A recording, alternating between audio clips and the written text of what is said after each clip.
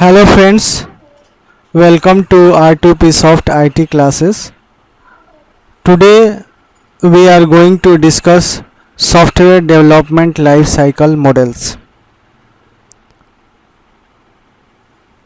Friends, we will discuss today about a spiral, iterative, incremental, big bang, agile model. Let's start. Software development life cycle. You know already, a software life cycle model is a descriptive representation of the software development cycle.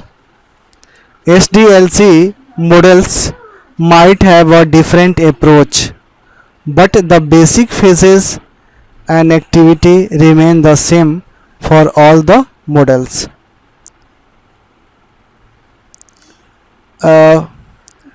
The fourth one is a spiral model.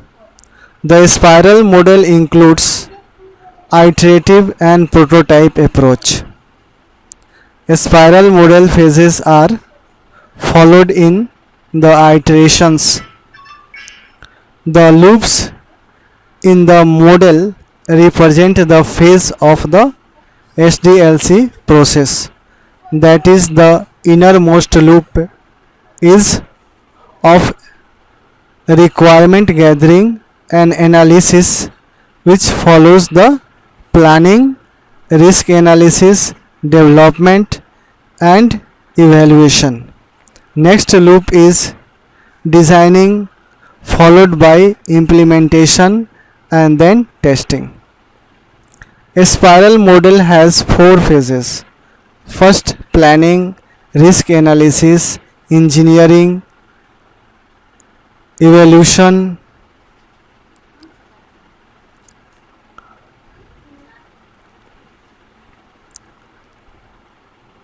Planning, risk analysis, engineering, evaluation. First one is planning.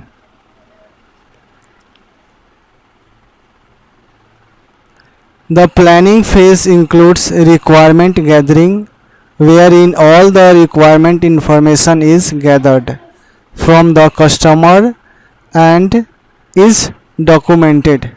Software requirement specification document SRS is created for the next phase. Risk analysis. In this phase, the best solution is selected for the risk evolved and analysis is done by building the prototype. For example, the risk involved in accessing the data from a remote database can be that the data access rate might be too slow. The risk can be resolved by building a prototype of the data access subsystem. Third one is engineering.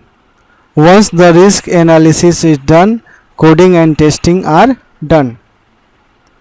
Fourth one is evaluation. Customer evaluates the developed system and plans for the next iteration. Advantages of a spiral model. Risk analysis is done extensively using the prototype model.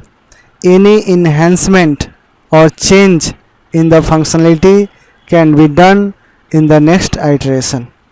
Disadvantages of a spiral model. A spiral model is best suited for large projects only.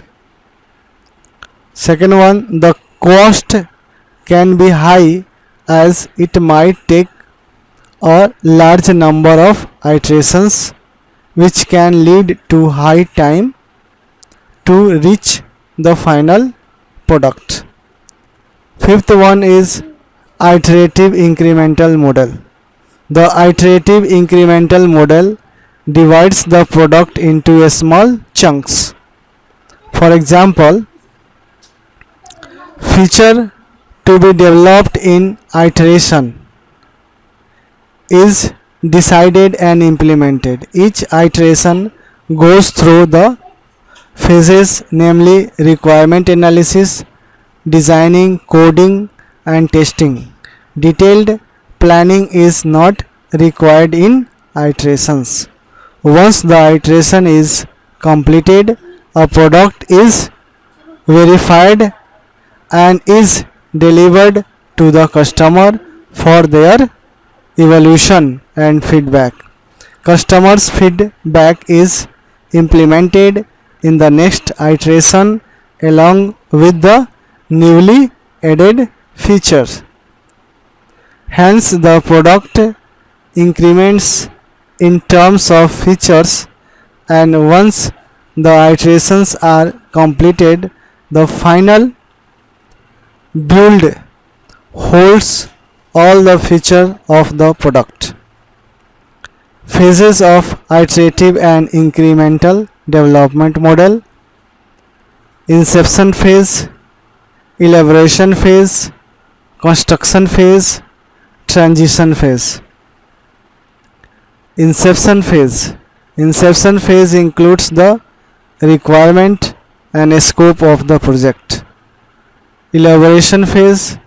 In the elaboration phase, the working architecture of a product is delivered, which covers the risk identified in the inception phase and also fulfills the non-functional requirements. Third one is construction phase. In the construction phase, the architecture is filled in with the code which is ready to be deployed and is created through analysis, designing, implementation, and testing of the functional requirement. Transition phase. In the transition phase, the product is deployed in the production environment. Advantages of iterative and incremental model: any change in the requirement can be easily done and would not cost, as there is a scope of incorporating the new requirement in the next iteration. Risk is analyzed and identified in the iterations. Defects are detected at an early stage. As the product is divided into smaller chunks, it's easy to manage the product. Disadvantages of iterative and incremental model: complete requirement and understanding of a product are required to break down and build incrementally. Sixth one is Big Bang model. Big Bang model does not have any defined process. Money and efforts are put together as the input, and output come as a developed product, which might be or might not be the same as what the customer needs. Big Bang model does not require much planning and scheduling. The developer does the requirement analysis and coding and develops the product as per his understanding. This model is used for small projects only. There is no testing team and no formal testing is done, and this could be a cause for the failure of the project. Advantages of Big Bang model: it's a very simple model. Less planning and scheduling is required. The developer has the flexibility to build the software of their own. Disadvantages of the Big Bang model: Big Bang model can't be used for large, ongoing, and complex projects. High risk and uncertainty. The next 7 one is Agile model. Agile model is a combination of iterative and incremental model. This model focuses more on flexibility while developing a product rather than on the requirement. In Agile, a product is broken into a small incremental builds. It is not developed as a complete product in one go. Each builds increments in terms of features. The next build is built on previous functionalities. In Agile, iterations are termed as sprints. Each sprint lasts for 2 to 4 weeks. At the end of each sprint, the product owner verifies the product, and after his approval, it is delivered to the customer. Customer feedback is taken for improvement, and his suggestions and enhancement are worked on in the next sprint. Testing is done in each sprint to minimize the risk of any failures. You can see from this representation. First iteration 1, you can see here requirement gathering and analysis, then design, then coding, then testing. This increment is complete. Then we go for increment 1, and this is iteration 1, and this iteration is completed. Then we go for next iteration 2, and then iteration n, and then customer approval, and then deployment, and then maintenance. Iteration 1, increment 1, it's a requirement gathering and analysis. Iteration 2, increment 2, requirement gathering and analysis, and iteration n or increment n, this is a requirement gathering and analysis. Advantages of Agile model: it allows more flexibility to adapt to the changes.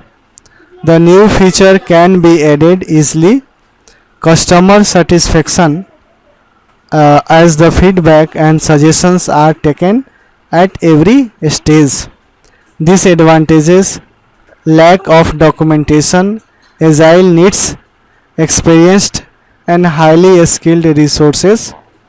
If a customer is not clear about how exactly they want the product to be, then the project would fail. Okay, friends, the conclusion is that adherence to a suitable life cycle is very important for the successful completion of the project. This in turn makes the management easier. Different software development life cycle models have their own pros and cons. The best model for any project can be determined by the factors like requirement, whether it is clear or unclear, system complexity, size of project, cost, skill limitation, etc. For example, in case of an unclear requirement, a spiral and agile model are best to be used as the required change can be accommodated easily at any stage. Waterfall model is a basic model and all the other SDLC model are based on that only. Okay friends, that's it for today. Please share the channel, like the video, subscribe the channel, and please comment about this lecture. Okay, thank you.